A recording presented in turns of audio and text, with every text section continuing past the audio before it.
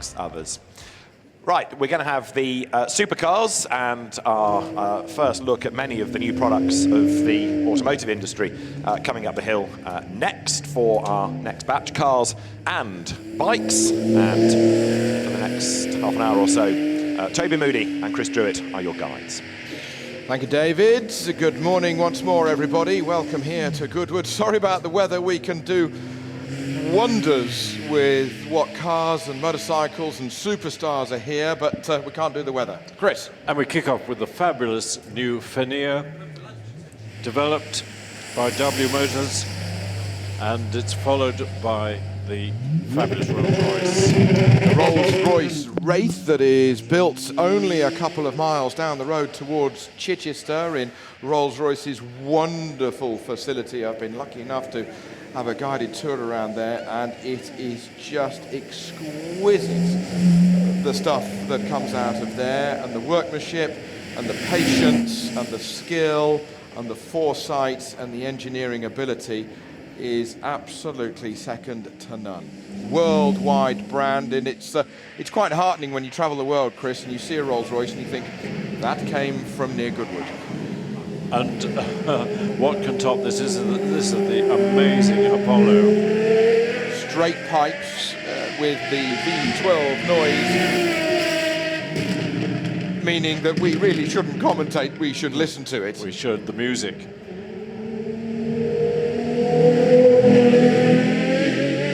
Now this is the Ford GT, this is the second iteration of the Ford GT. We've had the road car, it's gone racing, it's won its class of it's got even more horsepower. Next up it's David Brabham's, the Brabham BT62. This is another one that sounds wondrous. Yeah, Brabham Supercar. It's great that hypercars are going to run at the Mall next year, and that's going to be exciting. I spoke to David Brabham, he's thrilled with the way this car is getting under production. Sales are starting.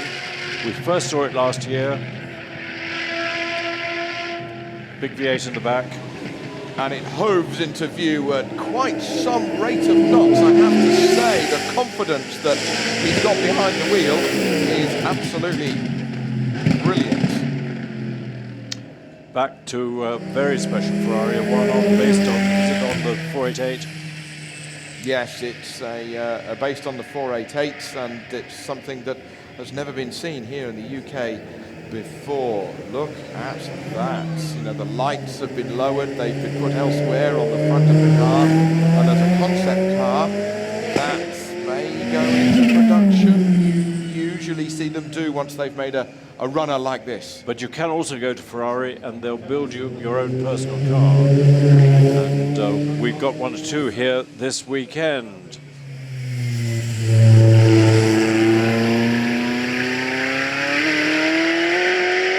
Careful as they do it. Now, what about the GTC4, the Lusso? For me, Chris, go long distance continental cruising. For me, Chris, it's one of the road cars. I just think that shooting brake back end to it sets it off a treat. And the room in the back, Richard from Autocar was here yesterday. He's 6 foot or so. He says it's even comfy in the back. This is the interesting aerodynamics on the rear. As the right-hander will be taken, look at the rear wing as it tilts in. It's not got enough speed, maybe it's not quite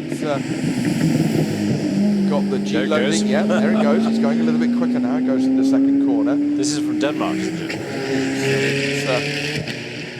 It's staggering. I can't stop looking at the rear wing. I'm lost for words as to.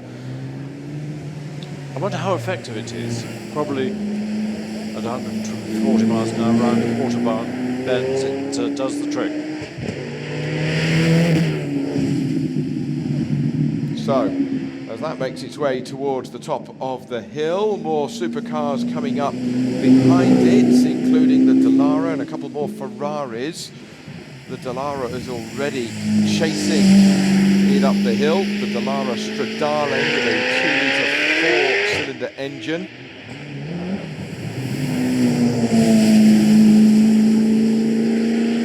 As it gets to the top,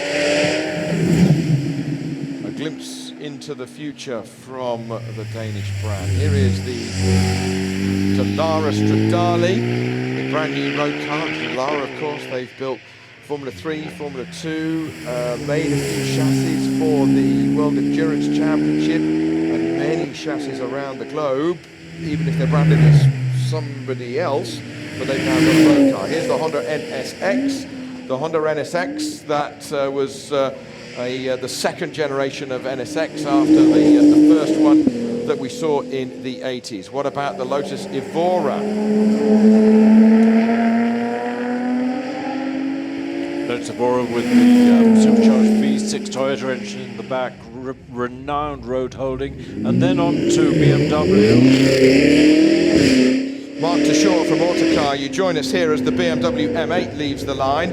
This is the new sort of competition version of the M8. I also hear it's 0 to 60 is quicker than the McLaren F1, but that's progress for you.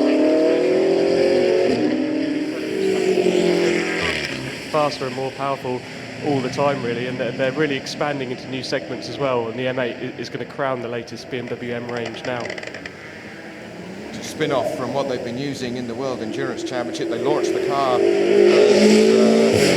an earlier version at Le Mans last year. So they're tramping on with their competition models, whether or not it's an M2 or M3 or M4 that they are producing in such numbers. But a rapid car indeed. A lot of talk about the size of kidneys on the front of BMWs, but I'm sure they will grow on us. But there's a lot of cooling needed at the front of that car. Very true. It's the fastest two-door BMW ever made. The top speed of 190 miles an hour, and yeah, you need a serious grille to provide some serious cooling for something like that. And it's not without controversy, the latest BMW styling, but as you say, I think it's going to be growing on people. It will, and we're all talking about it. As we are with the Di Tommaso. This is a brand new car, and something that's a 1969 with a 21st century hue to it. It really is. It reminds me so much of the beautiful Ferrari P4. Mark, what do you reckon? Yeah, so we get surprised every now and then by cars. Cars are trailed and teased, whereas this one really caught us out in a way.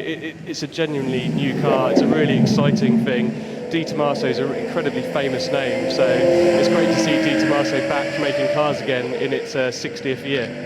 It's not the same company, it's the same name, it's been bought, hasn't it? Yeah, there's a company called Ideal Team Venture has purchased it. They're based in Hong Kong. They bought the rights for the Di Tommaso name back in 2014, and this is the car they've been working on very quietly in the background ever since, but it's made a hell of an impact here.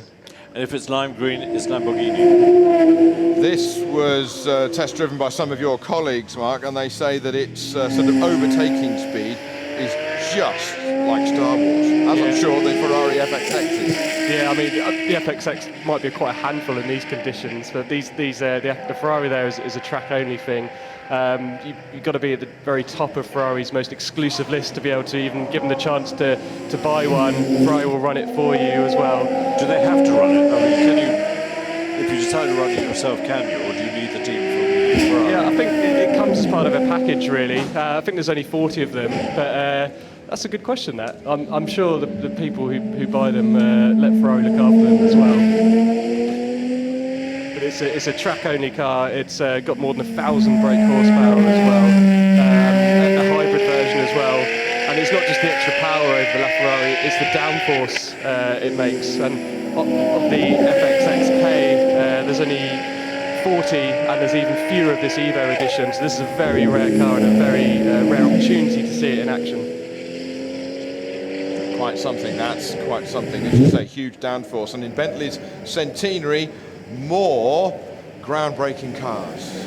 Yeah, Bentley's it's got some fantastic cars at the moment, and it feels on a roll again, the company. It launched the Continental a couple of years ago. It's followed it up with the convertible version you see here. And we'll be seeing the Flying Spur version, the latest saloon, coming as well. But Bentley's, their main centenary day is actually on Wednesday, and there's a really large celebration up in Crewe. So at the moment it's 999 and 362 days old, Bentley, so they're nearly there. And Bentley cooperated very much with Porsche. Panamera platform was shared with the Bentley. That's correct, yeah, so it's the MSB platform underneath, so they're common but very different to drive.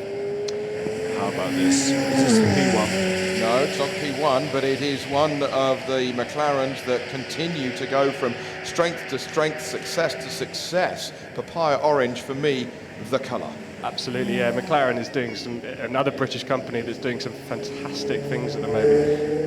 McLaren was a new company. It didn't really exist as a car maker a decade ago, and already it's making some world-beating cars like the Sport Series here, the Super Series cars like the 720S are now coming up the hill as well with the Senna. That's an extraordinary car. That's amazing. And producing nearly 5,000 cars a year, which is just extraordinary in Absolutely. such a short time. Yeah, and we see a lot of new car companies. Goodwood's a great place for seeing new cars, but I think McLaren was in that position a decade ago. But it's helping the rival cars get better as well. Ferraris have got better because of McLaren's existence. Same for Lamborghini. It's just great to see the competition and the evolution coming as well. This is the McLaren Senna GTR, as if your road-going Senna wasn't enough. Exactly, yeah. I mean, often with these track-only specials comes the kind of race spec version as well. So with the GTR, there's just going to be 75 of them. They're going to cost £1 million each. But to be able to buy one, you've had to have bought a Senna as well, similar to the FXXK Evo Ferrari we saw earlier. So it's kind of an elite car made even more elite. And with the Le Mans new regulations for hypercars, maybe we'll see McLaren back at Le Mans in the next 5 years or so. That'll be, for me, very exciting. Yeah, definitely. Like Le Mans it's been with the prototypes recently, but now it seems to be getting back towards more road cars, which it really brings it to a wider audience, hopefully. Camouflage Lexus. Yeah, this is a debut this weekend for Lexus with the LC convertible. It's still running in its camouflage. It's a car, again, Lexus has been a bit secretive about, but hence the camouflage. But the LC is a car with real presence as a coupe, and typically convertibles follow coupes. It's a really, really good-looking car for me. And Lexus's styling can be a bit polarising, but I just find Lexus are doing some really interesting things at the moment.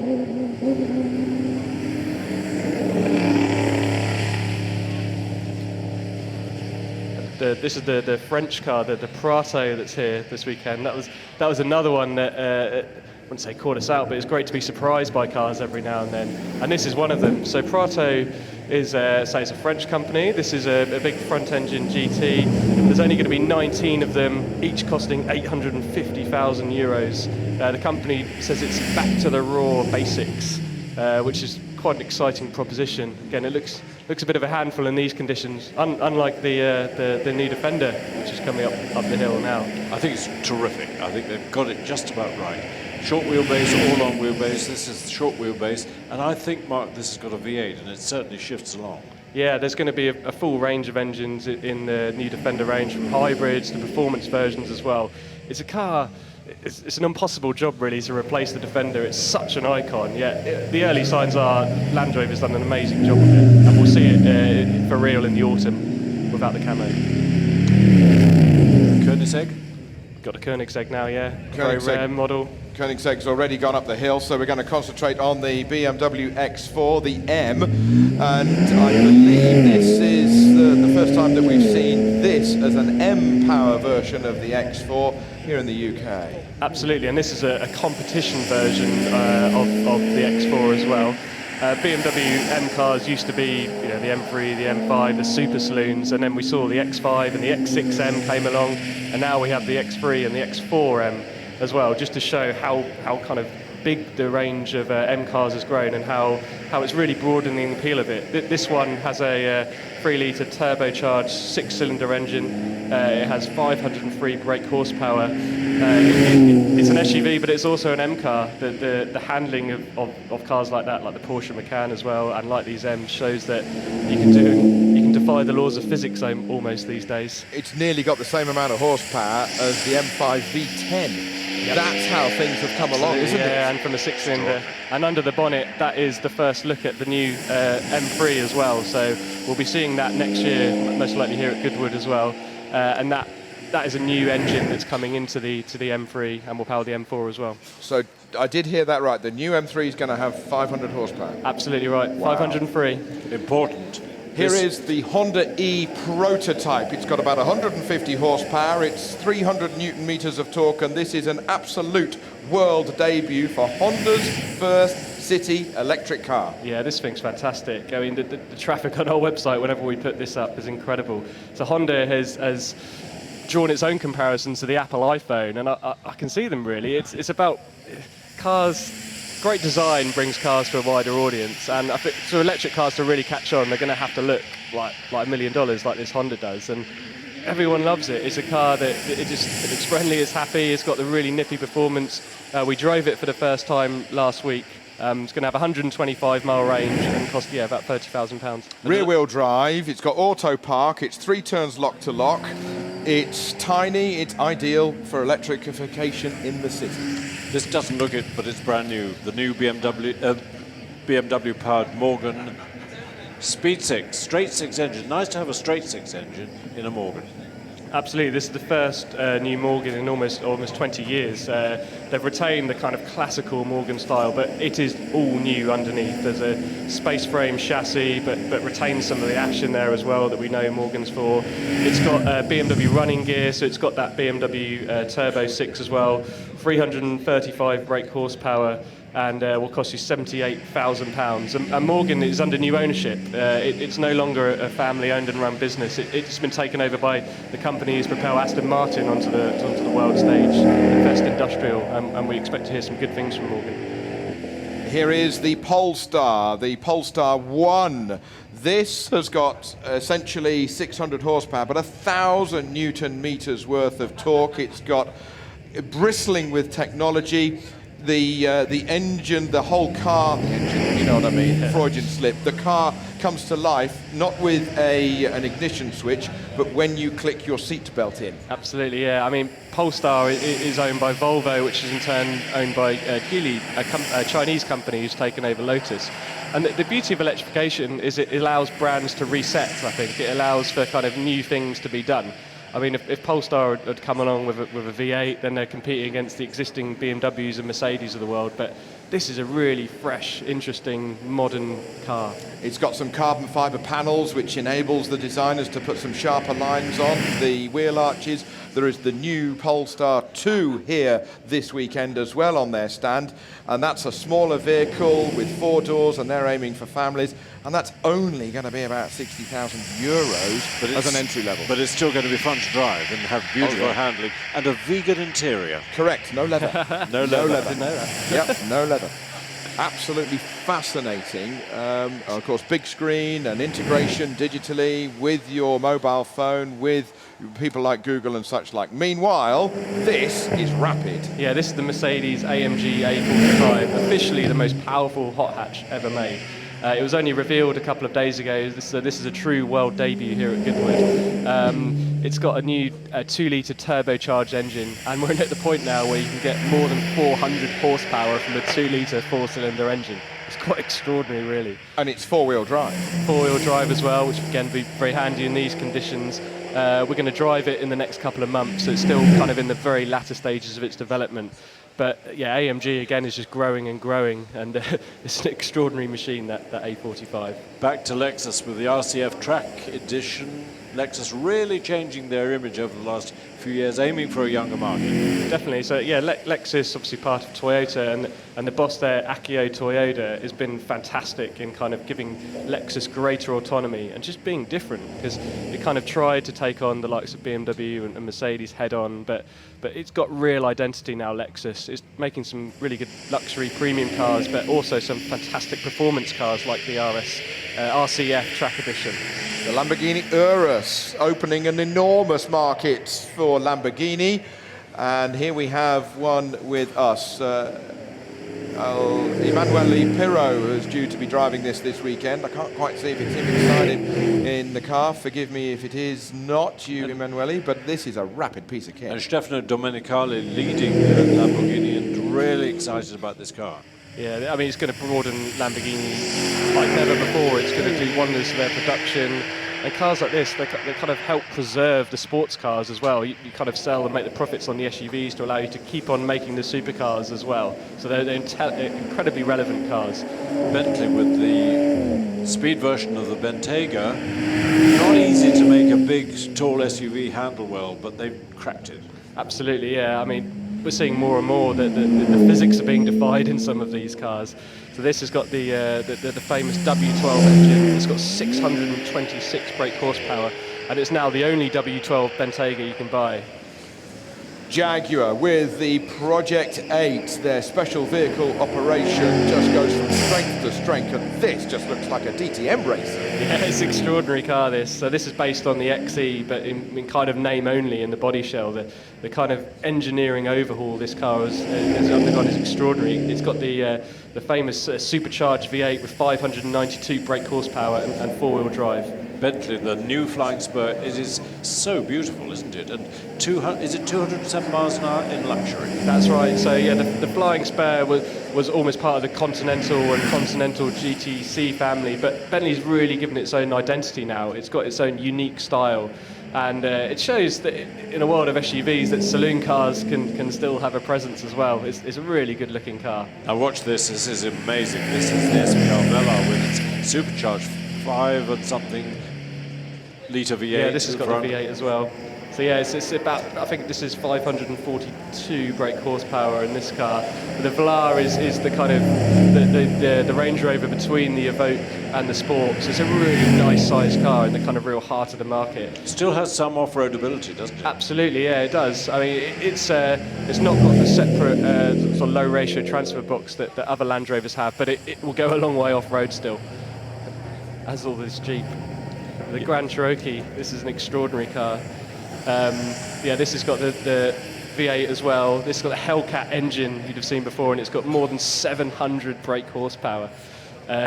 It's quite a sensation on YouTube. YouTube for drag racing is the Grand Cherokee track. And it's not a lot of money, I don't think, either. No, I mean, that one will only cost you about £87,000, and it's an extraordinary machine. For 700 brake, that's mad. Meanwhile, here is the Maserati, the version of the SUV. Yeah, this is the Levante Trofeo, which uses a 3.8 litre Ferrari-derived V8, and this one's got 581 brake horsepower.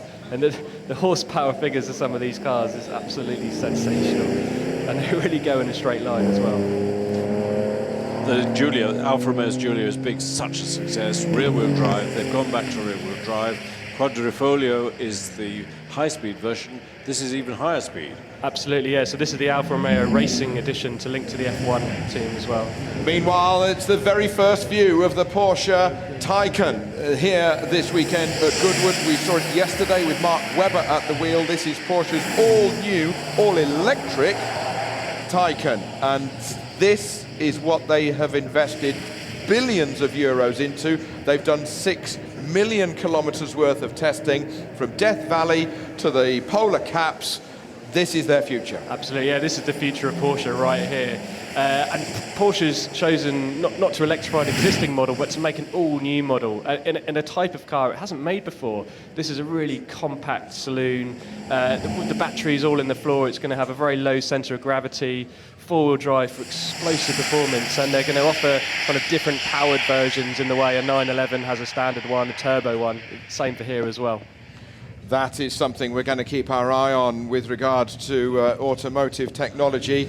Thank you so very much for your brilliant insight. I wish the batches were longer, and I wish we could spend longer on all of the cars and the bikes, but it's a bit fast, and it's a bit fast and furious. But we go to first glance of motorcycles. This is the Siemens Chopper, electrically powered. It weighs quite a bit, but this is their version of something completely different. It's based on an Orange County chopper. The project goes back 10 years. They've had this bike and been evolving it in conjunction with Cranfield University. That's where the development has been done. And you talked about the weight, you're quite right, Toby, and over the intervening 10 years, they've managed to shave 60 kilograms off it, but it still weighs 400.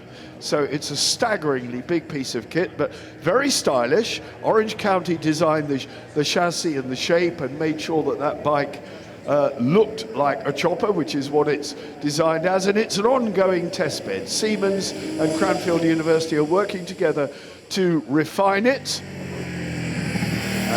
That's the Indian FTR 1200, based on their flat tracker machine, and it is, to all intents and purposes, a flat track bike.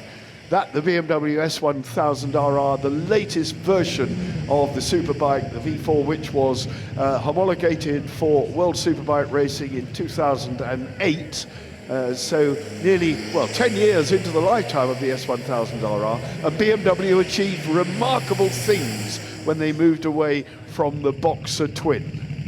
Looking at the brand new Brough Superior SS100, such a big favorite with traditional bike fans, the Brough in its V-twin form, powered previously by Jap engine. This, of course, all new styling, brand new, but faithful to the original design, including the fuel tank. We've got a complete range of modern motorcycles here, and this, I think, the Harley-Davidson Livewire, and the Livewire, an amazing piece of kit actually, weighs 220 kilos, so not a great deal more, and it has the sound. It has a built-in sound with the throttle, so the more you twist the throttle, you get a buzzing noise. So it's not completely silent. You've got this noise, and we'll hear it possibly go past our commentary box here. The Harley-Davidson Livewire, 1 speed, 210 kilograms, 75 horsepower, about 95 miles an hour. Belt drive, and this is Harley's way into the future. They want to move away, don't want to, but they feel that they're trapped in with the culture and the cult of big V-twin motorcycles, and they want to pull away from that. Now, Dougie Lampkin, a 12 times World Trials champion, working very closely with CCM, the Clues Competition Motorcycles factory of Bolton in Lancashire. This is the Spitfire, which is a single cylinder, and they'll be the first to admit it ain't what you want to go blasting down the motorway on, but it is wonderful for country lanes and back roads. It's manoeuvrable, it's light. They've also linked up with Carl Moggity, 4 times a World Superbike champion, to introduce the Foggy replica. He's brought a bit of red to it, and I wonder where that colour came from, if you know what I mean. So Dougie Lampkin then, 7 times an indoor and 5 times an outdoor World Trials champion, working closely with CCM on their range of motorcycles, and 40 years of CCM building motorcycles. It's incredible. They've got a stand here, so if you don't want to walk around in the rain, pop down to the CCM stand and have a chat with them. Dougie Lampkin, a busy boy here at Goodwood, and a real friend of His Grace the Duke of Richmond and Gordon. The only man ever allowed to ride in every single room in the house with his trials bike, including the parapet of the roof. Well, you know, Toby, we saw more modern road bikes go up than we saw in the Tri. I wonder why that was. Well, it's not an easy thing to sit on the start line with maybe slick tyres because they didn't put any wets in, maybe some old tyres because the bike's been sat in the museum for a couple of years and the rubber's gone a little bit hard. And maybe somebody has said, you know what, that is an utterly irreplaceable motorcycle from top to tail. Don't risk it.